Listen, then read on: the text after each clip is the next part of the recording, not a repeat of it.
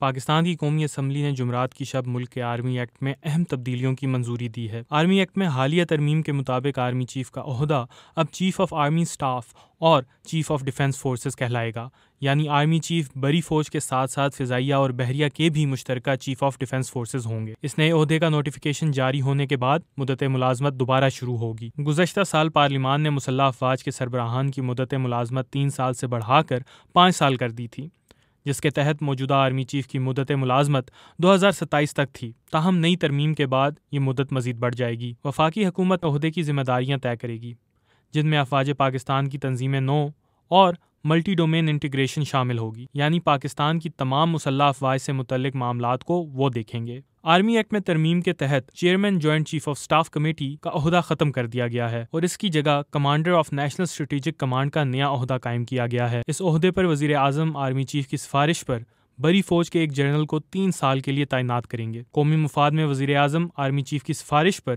اس مدت کو مزید 3 سال بڑھا سکتے ہیں اور یہ فیصلہ عدالت میں چیلنج نہیں ہو سکے گا۔ اس عہدے پر تعینات جنرل پر ریٹائرمنٹ کی عمر اور دیگر ضوابط لاگو نہیں ہوں گے۔ آرمی ایکٹ میں ترمیم کے مطابق وفاقی حکومت آرمی چیف اور چیف آف ڈیفنس فورسز کی تجویز پر کسی افسر کو جو بطور وائس یا deputy chief of army staff تعینات ہو، وہ تمام اختیارات دے سکتی ہے جو عام طور پر آرمی چیف کو حاصل ہوتے ہیں۔ پاکستانی فوج میں ماضی میں بھی vice chief of army staff کا عہدہ موجود رہا ہے۔